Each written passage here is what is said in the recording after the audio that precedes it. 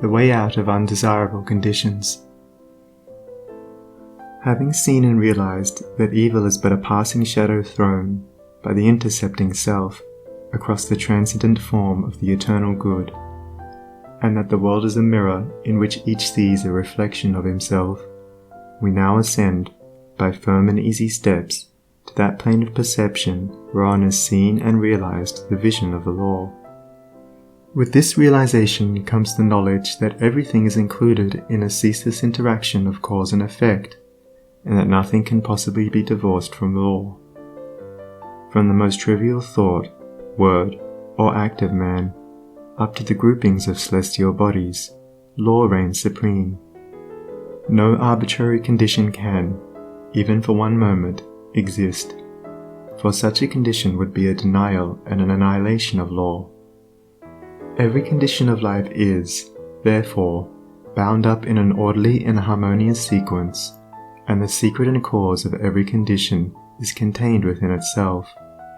The law, whatsoever a man sows that he shall also reap, is inscribed in flaming letters upon the portal of eternity, and none can deny it, none can cheat it, none can escape it.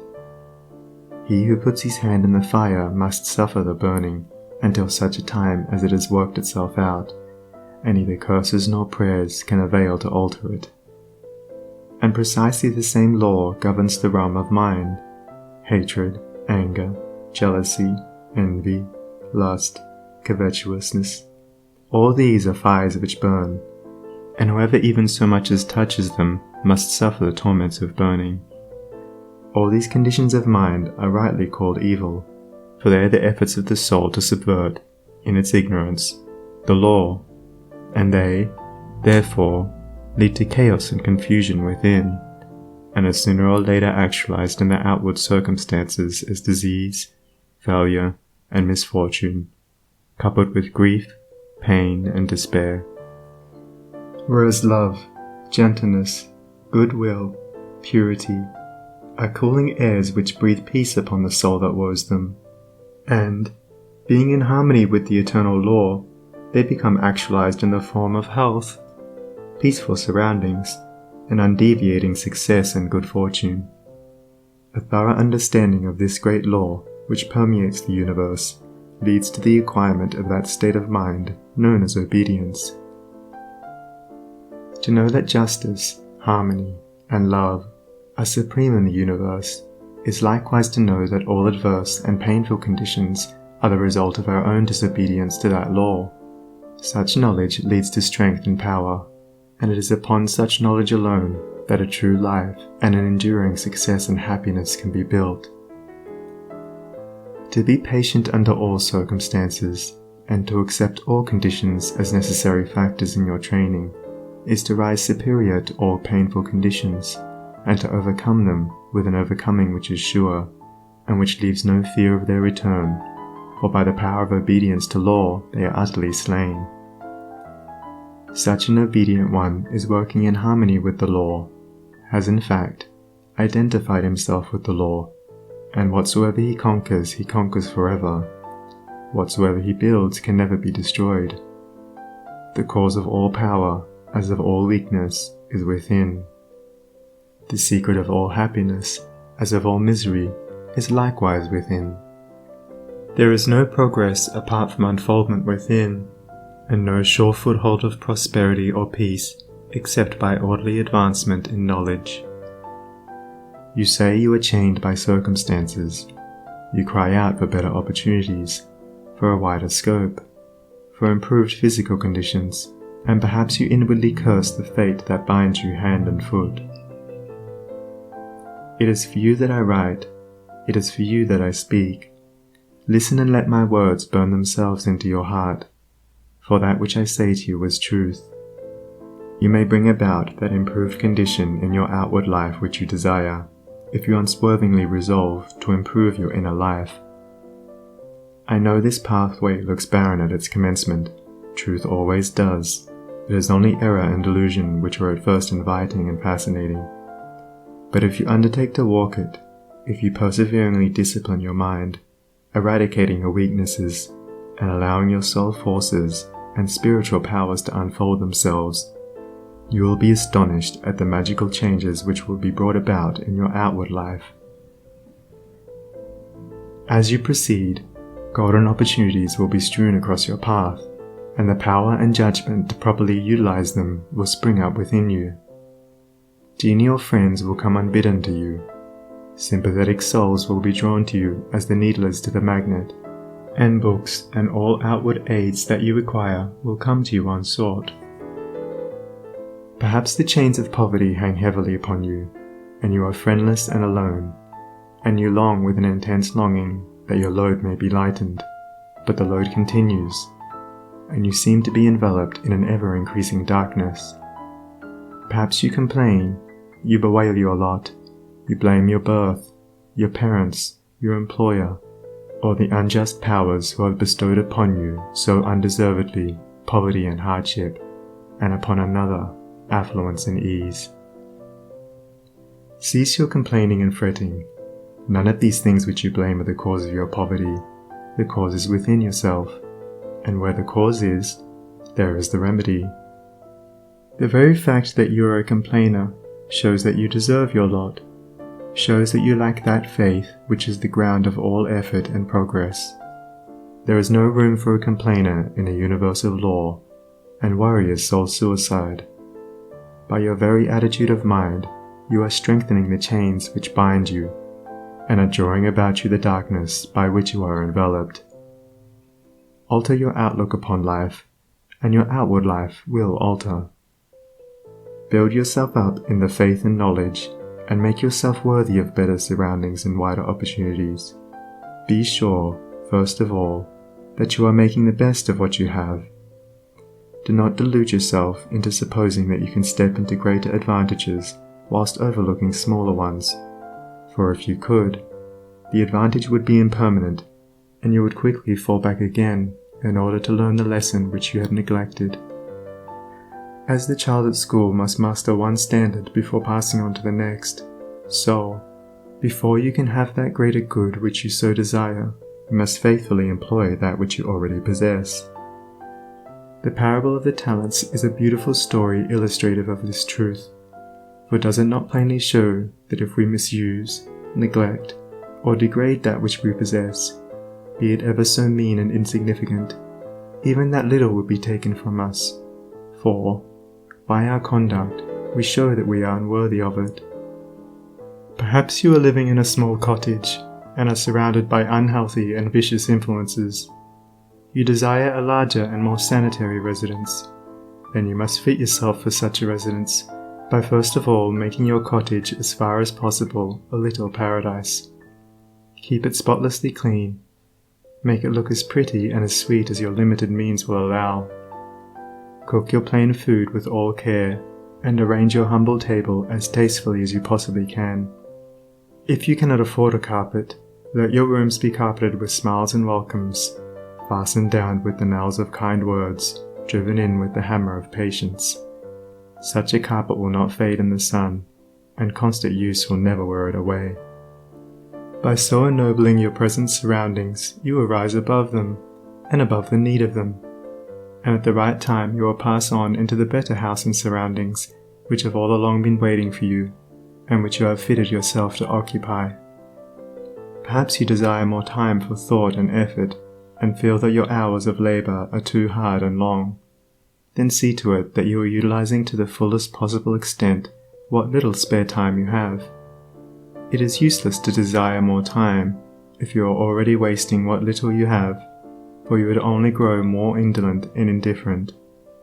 Even poverty and lack of time and leisure are not the evils that you imagine they are, and if they hinder you in your progress, it is because you have clothed them in your own weaknesses, and the evil that you see in them is really in yourself. Endeavor to fully and completely realize that in so far as you shape and mold your mind, you are maker of your destiny, and as, by the transmuting power of self-discipline, you realize this more and more, you will come to see that these so-called evils may be converted into blessings. You will then utilize your poverty for the cultivation of patience, hope and courage, and your lack of time in the gaining of promptness of action and decision of mind, by seizing the precious moments as they present themselves for your acceptance. As in the rankest soil the most beautiful flowers are grown, so in the dark soil of poverty the choicest flowers of humanity have developed and bloomed. Where there are difficulties to cope with and unsatisfactory conditions to overcome, there virtue most flourishes and manifests its glory. It may be that you are in the employ of a tyrannous master or mistress, and you feel that you are harshly treated. Look upon this also as necessary to your training. Return your employer's unkindness with gentleness and forgiveness. Practice unceasingly patience and self-control. Turn the disadvantage to account by utilizing it for the gaining of mental and spiritual strength, and by your silent example and influence, you will thus be teaching your employer, will be helping him to grow ashamed of his conduct, and will, at the same time, be lifting yourself up to that height of spiritual attainment by which you will be enabled to step into new and more congenial surroundings at the time when they are presented to you. Do not complain that you are a slave, but lift yourself up, by noble conduct, above the plane of slavery. Before complaining that you are a slave to another, be sure that you are not a slave to self. Look within, look searchingly, and have no mercy upon yourself. You will find there, perchance, slavish thoughts, slavish desires, and in your daily life and conduct, slavish habits. Conquer these. Cease to be a slave to self, and no man will have the power to enslave you. As you overcome self, you will overcome all adverse conditions, and every difficulty will fall before you. Do not complain that you are oppressed by the rich. Are you sure that if you gained these riches you would not be an oppressor yourself? Remember that there is the eternal law, which is absolutely just, and he who oppresses today must himself be oppressed tomorrow, and from this there is no way of escape. And perhaps you, yesterday, in some former existence, were rich and an oppressor, and that you are now merely paying off the debt which you owe to the great law. Practice, therefore, fortitude and faith. Dwell constantly in the mind upon the eternal justice, the eternal good. Endeavor to lift yourself above the personal and the transitory into the impersonal and permanent. Shake off the delusion that you are being injured or oppressed by another, and try to realize, by a profounder comprehension of your inner life and the laws which govern that life, that you are only really being injured by what is within you. There is no practice more degrading, debasing, and soul-destroying than that of self-pity. Cast it out from you. While such a canker is feeding upon your heart, you can never expect to grow into a fuller life. Cease from the condemnation of others, and begin to condemn yourself. Condone none of your acts, desires, or thoughts that will not bear comparison with spotless purity, or endure the light of sinless good. By so doing, you will be building your house upon the rock of the eternal, and all that is required for your happiness and well-being will come to you in its own time. There is positively no way of permanently rising above poverty, or any undesirable condition, except by eradicating those selfish and negative conditions within, of which these are the reflection, and by virtue of which they continue. The way to true riches is to enrich the soul by the acquisition of virtue. Outside of real heart virtue, there is neither prosperity nor power, but only the appearances of these. I am aware that men make money who have acquired no measure of virtue, and have little desire to do so, but such money does not constitute true riches, and its possession is transitory and feverish. Here is David's testimony. For I was envious at the foolish when I saw the prosperity of the wicked. Their eyes stand out with fatness, they have more than heart could wish. Verily I have cleansed my heart in vain, and washed my hands in innocence. When I thought to know this, it was too painful for me, until I went into the sanctuary of God. Then understood I their end. The prosperity of the wicked was a great trial to David, until he went into the sanctuary of God, and then he knew their end. You likewise may go into that sanctuary. It is within you, It is that state of consciousness which remains when all that is sordid and personal and impermanent is risen above, and universal and eternal principles are realized. That is the God state of consciousness. It is the sanctuary of the Most High, when by long strife and self-discipline you have succeeded in entering the door of that holy temple. You will perceive, with unobstructed vision, the end and fruit of all human thought and endeavor, both good and evil. You will then no longer relax your faith when you see the immoral man accumulating outward riches, for you will know that he must come again to poverty and degradation. The rich man who is barren of virtue is, in reality, poor, and as surely as the waters of the river are drifting to the ocean, so surely is he, in the midst of all his riches, drifting towards poverty and misfortune.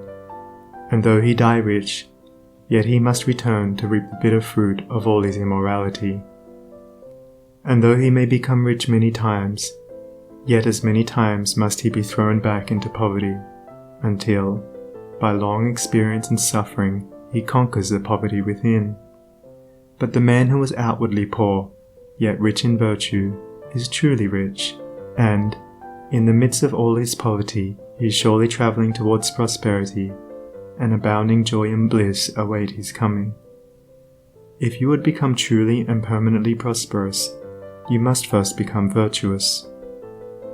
It is therefore unwise to aim directly at prosperity, to make it the one object of life, to reach out greedily for it. To do this is to ultimately defeat yourself, but rather aim at self-perfection. Make useful and unselfish service the object of your life, and ever reach out hands of faith towards the supreme and unalterable good. You say you desire wealth, not for your own sake, but in order to do good with it, and to bless others. If this is your real motive in desiring wealth, then wealth will come to you, for you are strong and unselfish indeed if, in the midst of riches, you are willing to look upon yourself as steward and not as owner. But examine well your motive, for in the majority of instances where money is desired for the admitted object of blessing others, the real underlying motive is a love of popularity and a desire to pose as a philanthropist or reformer. If you are not doing good with what little you have, depend upon it, the more money you got, the more selfish you would become, and all the good you appeared to do with your money, if you attempted to do any, would be so much insinuating self-laudation. If your real desire is to do good, there is no need to wait for money before you do it. You can do it now, this very moment, and just where you are. If you are really so unselfish as you believe yourself to be, you will show it by sacrificing yourself for others now. No matter how poor you are, there is room for self-sacrifice, for did not the widow put her all into the treasury? The heart that truly desires to do good does not wait for money before doing it, but comes to the altar of sacrifice and, leaving there the unworthy elements of self, goes out and breathes upon neighbor and stranger, friend and enemy alike, the breath of blessedness. As the effect is related to the cause, so is prosperity and power related to the inward good, and poverty and weakness to the inward evil. Money does not constitute true wealth, nor position, nor power, and to rely upon it alone is to stand upon a slippery place. Your true wealth is your stock of virtue, and your true power, the uses to which you put it. Rectify your heart, and you will rectify your life. Lust, hatred, anger, vanity, pride, covetousness, self-indulgence, self-seeking, obstinacy, all these are poverty and weakness, whereas love, purity, gentleness, meekness, compassion, generosity, self-forgetfulness, and self-renunciation, all these are wealth and power. As the elements of poverty and weakness are overcome, an irresistible and all-conquering power is evolved from within, and he who succeeds in establishing himself in the highest virtue brings the whole world to his feet. But the rich, as well as the poor, have their undesirable conditions, and are frequently farther removed from happiness than the poor. And here we see how happiness depends, not upon outward aids or possessions, but upon the inward life. Perhaps you are an employer, and you have endless trouble with those whom you employ, and when you do get good and faithful servants, they quickly leave you. As a result, you are beginning to lose, or have completely lost, your faith in human nature. You try to remedy matters by giving better wages, by allowing certain liberties, yet matters remain unaltered. Let me advise you, the secret of all your trouble is not in your servants, it is in yourself. And if you look within, with a humble and sincere desire to discover and eradicate your error, you will, sooner or later, find the origin of all your unhappiness. It may be some selfish desire, or lurking suspicion, or unkind attitude of mind which sends out its poison upon those about you, and reacts upon yourself, even though you may not show it in your manner or speech. Think of your servants with kindness. Consider of them that extremity of service which you yourself would not care to perform were you in their place. Rare and beautiful is that humility of soul by which a servant entirely forgets himself in his master's good.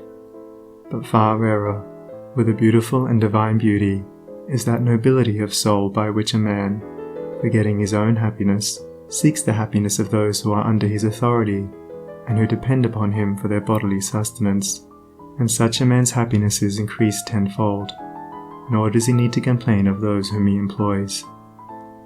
Said a well-known and extensive employer of labour, who never needs to dismiss an employee, I have always had the happiest relations with my work people. If you ask me how it is to be accounted for, I can only say that it has been my aim from the first to do to them as I would wish to be done by. Herein lies the secret by which all desirable conditions are secured, and all that are undesirable are overcome. Do you say that you are lonely and unloved, and have not a friend in the world? Then, I pray you, for the sake of your own happiness, blame nobody but yourself. Be friendly towards others, and friends will soon flock round you. Make yourself pure and lovable, and you will be loved by all. Whatever conditions are rendering your life burdensome, you may pass out of and beyond them by developing and utilizing within you the transforming power of self-purification and self-conquest. Be it the poverty which galls, and remember that the poverty upon which I have been dilating is that poverty which is a source of misery, and not that voluntary poverty which is the glory of emancipated souls, or the riches which burden, or the many misfortunes, griefs, and annoyances which form the dark background in the web of life. You may overcome them by overcoming the selfish elements within which give them life. It matters not that by the unfailing law there are past thoughts and acts to work out and to atone for, as, by the same law, we are setting in motion, during every moment of our life, fresh thoughts and acts, and we have the power to make them good or ill. Nor does it follow that if a man, reaping what he has sown, must lose money or forfeit position, that he must also lose his fortitude or forfeit his uprightness, and it is in these that his wealth and power and happiness are to be found. He who clings to self is his own enemy and is surrounded by enemies. He who relinquishes self is his own saviour and is surrounded by friends like a protecting belt. Before the divine radiance of a pure heart, all darkness vanishes and all clouds melt away, and he who has conquered self has conquered the universe. Come, then, out of your poverty, come out of your pain, come out of your troubles, and sighings, and complainings, and heartaches, and loneliness by coming out of yourself. Let the old tattered garment of your petty selfishness fall from you, and put on the new garment of universal love. You will then realize the inward heaven, and it will be reflected in all your outward life. He who sets his foot firmly upon the path of self-conquest, who walks, aided by the staff of faith, the highway of self-sacrifice, will assuredly achieve the highest prosperity, and will reap abounding and enduring joy and bliss. To them that seek the highest good, All things subserve the wisest ends. Naught comes as ill, and wisdom lends wings to all shapes of evil brood. The darkening sorrow veils a star that waits to shine with gladsome light. Hell waits on heaven, and after night comes golden glory from afar. Defeats are steps by which we climb, with purer aim to nobler ends. Loss leads to gain, and joy attends true footsteps up the hills of time. Pain leads to paths of holy bliss, to thoughts and words and deeds divine, and clouds that gloom and rays that shine along life's upward highway kiss. Misfortune does not but cloud the way, whose end and summit in the sky of bright success, sun-kissed and high, awaits our seeking and our stay. The heavy pall of doubts and fears that cloud the valley of our hopes, the shades with which the spirit copes, the bitter harvesting of tears, the heartaches, miseries and griefs, the bruisings born of broken ties, all these are steps by which we rise to living ways of sound beliefs. Love, pitying, watchful, runs to meet the pilgrim from the land of fate. All glory and all good await the coming of obedient feet. End of chapter 3.